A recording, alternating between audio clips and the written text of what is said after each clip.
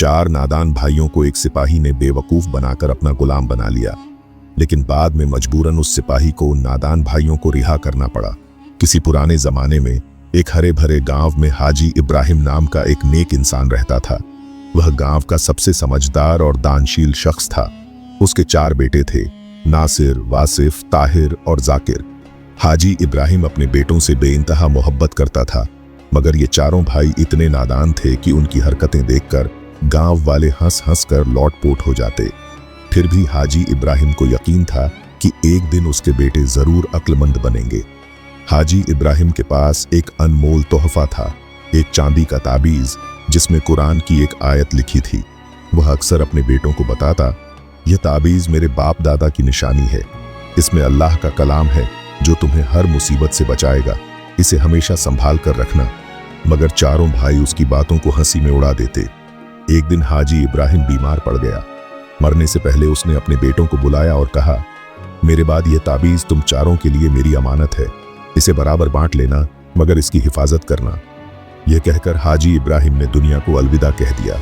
चारों भाइयों ने आपस में सलाह मशवरा किया। नासिर बोला, बाप ने कहा है कि ताबीज को बांट लो, मगर यह तो एक ही है और हम 4 हैं, इसे कैसे बांटे? वासिफ ने सुझाव दिया, क्यों ना इसे 4 टुकड़ों में काट लें, हर भाई को एक टुकड़ा मिलेगा। ताहिर ने हाँ में सिर हिलाया, हाँ ये ठीक रहेगा, सबको बराबर हिस्सा मिलेगा। जाकिर ने चिंता जताई, मगर ताबीज का बाकी हिस्सा, चांदी का ढक्कन और रस्सी का क्या करें? वे चारों ताबीज लेकर बैठ गए और उसे काटने की सोचने लगे। तभी गांव का एक बुजुर्ग हकीम अब्दुल्लाह वहां से गुजरा। उसने चारों भाइयों को ताबीज के साथ चाकू लिए देखा और पूछा, अरे बेटो, ये क्या कर रहे हो? इस ताबीज को क्यों काटने की सोच रहे हो? नासिर ने जवाब दिया, हकीम साहब, हमारे बाप ने कहा था कि इस ताबीज को बांट लो।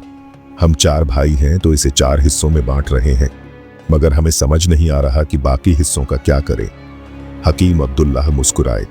उन्होंने कहा, बेटो, ताबीज को काटने से उसका बरकत नहीं बढ़ता, ये तुम्हारे बाप की अमानत है। इसे बेच दो और जो पैसा मिले उसे बराबर बांट लो।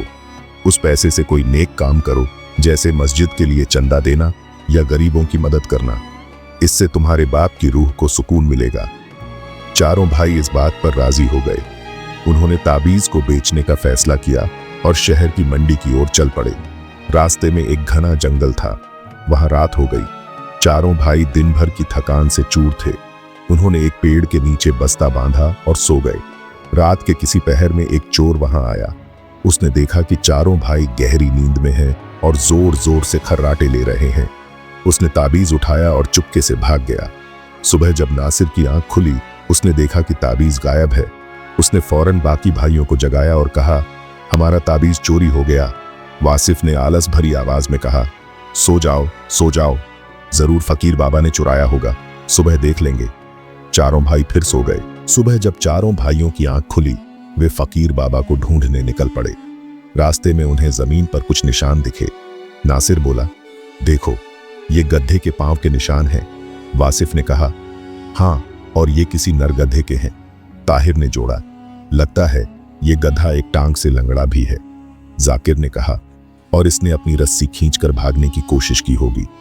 थोड़ा आगे बढ़े तो एक शख्स परेशान हालत में उनके पास आया।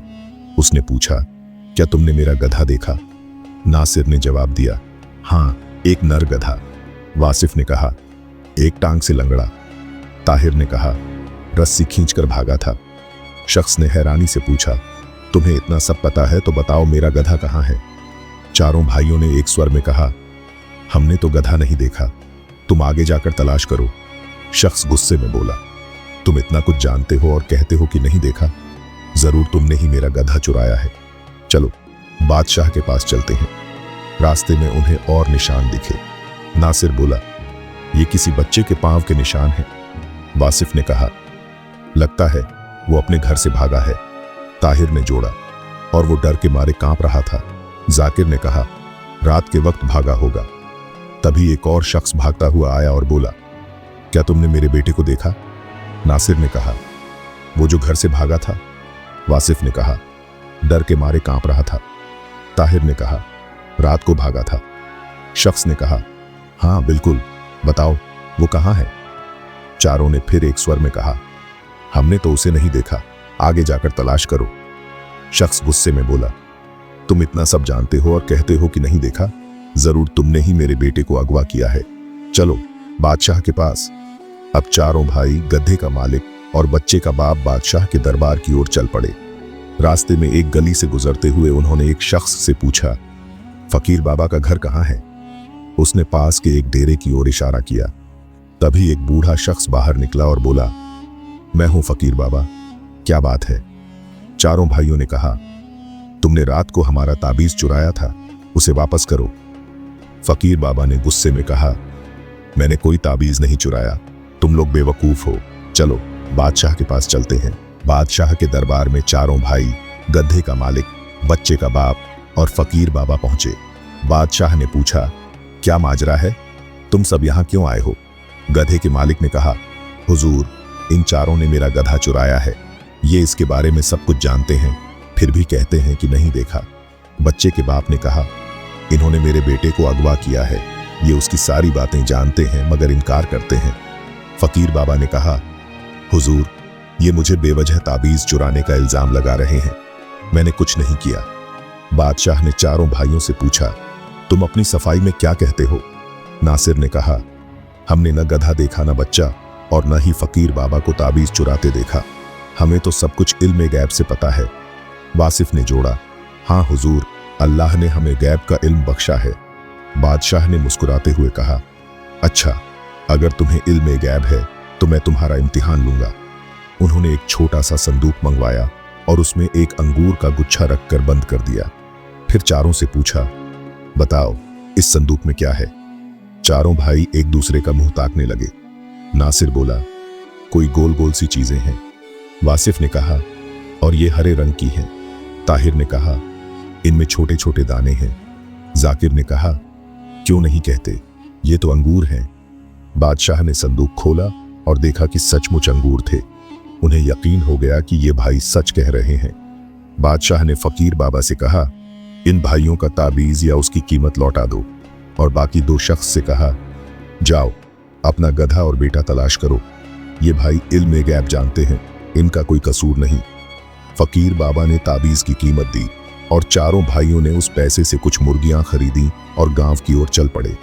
दोपहर के वक्त चारों एक जंगल में पहुंचे जहां ठंडी हवा और पेड़ों का साया था। थकान से चूर होकर वे वहीं सो गए। जब नासिर की आंख खुली, उसने देखा कि एक मुर्गी पेड़ की टहनी पर बैठी है और बाकी मुर्गियां जमीन पर दाना चुग रही हैं। उसने अपने भाइयों को जगाया और कहा, चुपके से उठो, मुर्गियां साजिश कर रही हैं, ये हमें घेरने की फिराक में है। चारों भाई डर के मारे वहां से भाग निकले, अपनी मुर्गियां छोड़कर। रास्ते में एक मुर्गी उनके पीछे भागी तो वासिफ ने पत्थर उठाकर उस पर दे मारा और बोला, एक को तो मैंने ठिकाने लगा दिया, अब जल्दी भागो। भागते भागते वे थक गए। रुककर नासिर ने कहा, गिनती करो, कहीं कोई भाई पीछे तो नहीं रह गया। जाकिर ने गिनती शुरू की, 1 2 3, और अपने आप को गिनना भूल गया। उसने कहा, अरे हमारा चौथा भाई गायब है। वासिफ ने भी गिनती की और अपने आप को नहीं गिना। चारों ने बारी बारी गिनती की और हर बार अपने आप को भूल गए। वे समझ बैठे कि उनका चौथा भाई कहीं खो गया है। तभी वहां एक सिपाही गुजरा। उसने इनकी हालत देखी और समझ गया कि ये नादान है। उसने कहा, अगर मैं तुम्हारी गिनती ठीक कर दूं तो मुझे क्या मिलेगा? चारों ने कहा, हम तुम्हारे गुलाम बन जाएंगे। सिपाही ने एक एक करके गिनती की ओर दिखाया कि सभी मौजूद हैं। चारों खुश हो गए और बोले, अब हम तुम्हारे गुलाम हैं। सिपाही ने पूछा, तुम लोग इतना क्यों डर रहे थे? चारों ने कहा, हमारी मुर्गियां साजिश कर रही थीं, वे हमें घेरने की फिराक में थीं। सिपाही हंस पड़ा और बोला, चलो मैं तुम्हारी मुर्गियों से सुलह करवाता हूं। वे जंगल पहुंचे जहां मरी हुई मुर्गी थी। चारों भाई बोले, यही वो थी जो हमें नुकसान पहुंचाना चाहती थी। सिपाही ने मुर्गियों को देखा और हर एक को पकड़कर शांत किया। फिर बोला, अब ये तुम्हें कुछ नहीं करेंगी, मेरे साथ चलो। वह मुर्गियों को लेकर अपने घर पहुंचा और चारों भाई भी साथ थे। सिपाही ने चारों भाइयों को अपने सामने खड़ा किया और काम बांटे। नासिर को कहा, तुम मुर्गियों की देखभाल करो। वासिफ को कहा, तुम मेरे घोड़ों के लिए चारा लाओ। ताहिर को कहा, मेरे बाप बीमार हैं, उनकी खिदमत करो। और जाकिर को कहा, तुम मेरे खेत में गेहूं की बुआई करो। नासिर मुर्गियों की देखभाल करने गया। वहां एक बाज ने मुर्गियों पर हमला कर दिया। नासिर ने सोचा, ये बेचारा बाज कितना भूखा है। उसने मुर्गियों को वहीं छोड़ दिया और वापस लौट आया। वासिफ ने चारा लाने की बजाय घोड़ों को खुला छोड़ दिया, यह सोचकर कि वे खुद घास खा लेंगे। ताहिर ने सिपाही के बाप के पास मक्खियां उड़ाने के लिए पंखा लिया। जब मक्खी बैठती, वह पंखे से जोर से मारता। बेचारे बूढ़े बाप चीखते रहे और आखिरकार दम तोड़ दिया।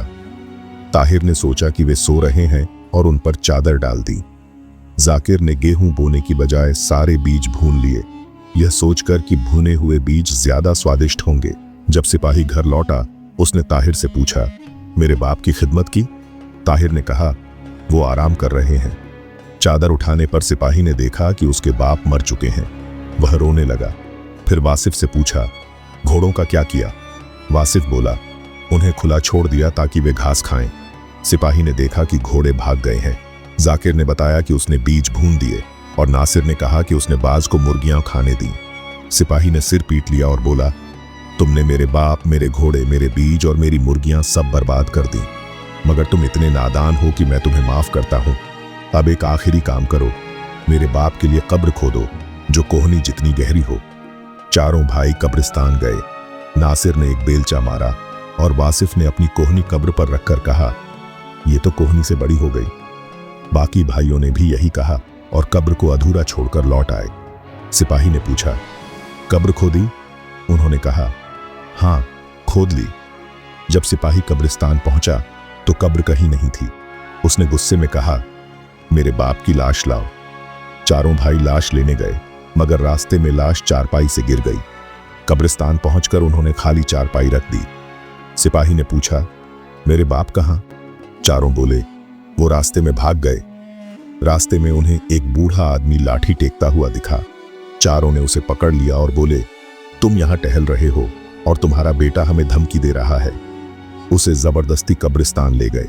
सिपाही ने देखा और माफी मांगी। उसने खुद अपने बाप की लाश तलाश की और दफनाया। सिपाही ने चारों भाइयों को निकाल दिया, मगर कहा, तुम नादान हो, मगर तुम्हारा दिल साफ है।